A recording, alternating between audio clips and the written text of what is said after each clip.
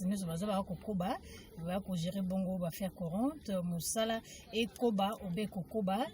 mokolo ya lobi mwana mboka Eteni Longondo na bureau ya musala pambate ayambaki bongo ambassadeur ya Chine na ngoma mokonzi Kinshasa monsieur Ram Kana. Si je ne me trompe pas, le nom m'a échappé. Ambassadeur Owe Azwami na ngoma mokonzi Kinshasa. Masolo na bango ezalaki na mai mateli bongo bo kolongo no bonzoto pe mingi coronavirus ba yeba zo ba disposition ba yeba lolenge nini ba komeka toujours kokoba pona éradication totale ya maladie oyo na Congo démocratique ayambaki bango basololaki masolo mana na bureau na ye ba kosala musala po ete bokona coronavirus plutôt eyeba na kolimwa na engumba mokonzi Kinshasa mingi pe na RDC mobimba. Alors tokotika bino bolanda bongo ba image oyo tozonga lisusu totalisa bino mai Eteni Longondo akokoba kosala pona baimboka. Discuter notre programme de planification familiale, mais on a aussi discuté la progression de vaccination dans nos deux pays. Nous, on a déjà fait un peu d'expérience dans ce domaine et nous sommes toujours heureux de partager nos expériences avec l'RDC.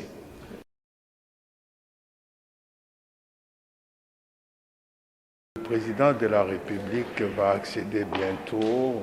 à la présidence en exercice de l'Union africaine, déjà ce samedi 6 février. Et dans sa vision stratégique et son plan d'action pour la mandature à l'Union africaine, il a mis comme priorité et pilier prioritaire notamment la sécurité sanitaire, donc la santé. Au niveau national de l'Afrique, la sécurité alimentaire, l'éducation. Donc nous sommes venus pour échanger avec le ministre de la Santé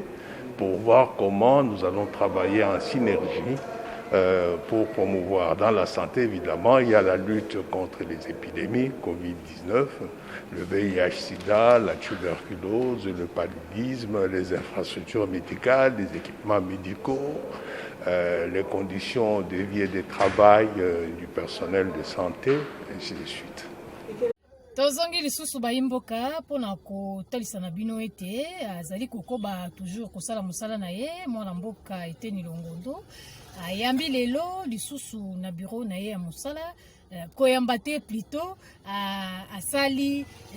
lelo ezali journée mondiale ya cancer des seins, cancer ya utérus, cancer donc mokili mobimba lelo ba ko fêter ba ko célébrer journée wana mais Eteni Longondo atikalaki maboko ya kokangama te asalaki message na baimboka bayeba ndenge nini ya komibatela pe ndenge nini soki oza komiyoka déjà basini ya cancer des seins, cancer de l'utérus, cancer ya partout esika cancer ebotaka monganga Eteni Longondo apesi mateya apesi toli na baimboka pe na balandi nyonso boyoka monganga Eteni Longondo. Chers compatriotes, le 4 février de chaque année depuis 21 ans, le monde célèbre la journée mondiale de la lutte contre le cancer. Dans le monde, plus de 14 millions de nouveaux malades sont diagnostiqués annuellement et pour la seule région d'Afrique, 846 000 nouveaux cas ont été notifiés en 2020. Parmi ces cancers, le cancer du sein se place en tête. Tous les organes de notre corps peuvent être atteints si nous sommes exposés aux facteurs de risque, parmi lesquels, malheureusement, notre hérédité à laquelle nous ne pouvons échapper. La République démocratique du Congo n'est pas restée indifférente de la montée vertigineuse de nombre de malades souffrant de cancer. Inspiré par la vision de son Excellence Félix-Antoine Tshisekedi Tshilombo, président de la République et chef de l'État, par rapport à la couverture santé universelle, votre ministère a fourni en 2020 des énormes efforts pour améliorer le secteur de la lutte contre le cancer. Mise en place un cadre de concentration de lutte contre ces deux cancers et dans le même ordre d'idées, nous avons intégré dans notre stratégie la vaccination contre le papillomavirus humain selon les recommandations de l'Organisation mondiale de la santé. Inaugurer le centre de prise en charge de malades de cancer par la radiothérapie. Nous venons encore de mettre en place le Centre national de lutte contre le cancer, en sigle CNLC, qui a, entre autres, dans ses attributions, de créer une base de données de cancer qui nous permettra d'adapter nos politiques et stratégies de soins aux malades en fonction des informations réelles de la République. Je ne saurais terminer mon allocution sans louer les efforts fournis par le chef de l'État pour améliorer la santé du peuple congolais. Mon ministère accompagnera ces efforts pour rendre effective la couverture santé universelle. Que vive le secteur de santé au Congo, que vive notre cher pays. Je vous remercie. Matondo mingi na baimboka baebozwaka kolanda tranche na biso ya spécial bokolongono banzoto na bureau ya monganga eteni longondo soki boyoki na beleli spécial bokolongono banzoto wana bokomona kaka docteur eteni longondo na misala na ye a kokoba baimboka politiki bolandaki lobi ndenge bureau définitif ya Assemblée nationale esilaki bongo na kovanda mboso akomi mokambi ya bakeli mibeko na kati ya palais du peuple mwana mboka Jean-Marc Kabunda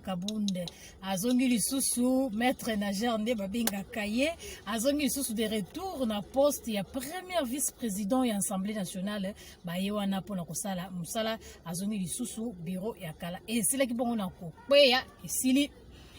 na ngambu ya Sénat to flashe bino ete basi bazwi bongo bayeba bureau d'âge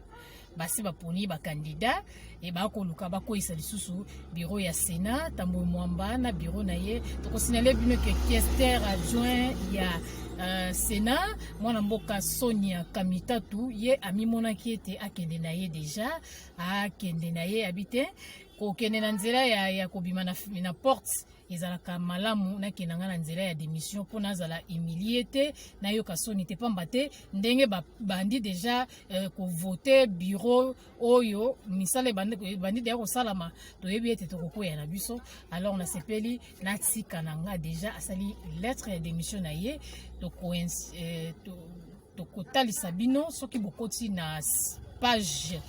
ya AIC télévision bokomona déjà information eza wana tokoki kobalanse yango mpe soki possibilité kozala na monteur oyo kokata biso ba image tokoki mpe kobalanse yango baimboka babokulaka banyonso bolandaka Ivili Karine totondi bino botondi mikolo nyonso bozwaka libako kolanda biso tokutani bongo mbala ya nsima bosalaka biso confiance bokobaka bosabone na chaîne na bino bopartage bavideo na biso bopartage nyonso tosalaka bosabone na page donc na page AIC télévision obeti kaka sur Facebook notre page Facebook AIC télévision na site PKK AIC télévision osabone bopartageaka tokutani bongo mbala ya nsima soki masolo mazali tokozanga te kopesa bino tokotalisa na bino baimboka bokulaka losako oyo eretaka te ya bino nyonso tu tokutani bongo mbala ya nsima soki nkolo azongi te tokokoba kosala mosala oyo mpona bino lelo nga moko nasali video vous remarquez ke nazokata nani na filme na kati pamba te monteur aza mwa musika na préféré na enregistrer nga moko le temps ya kozala pour moi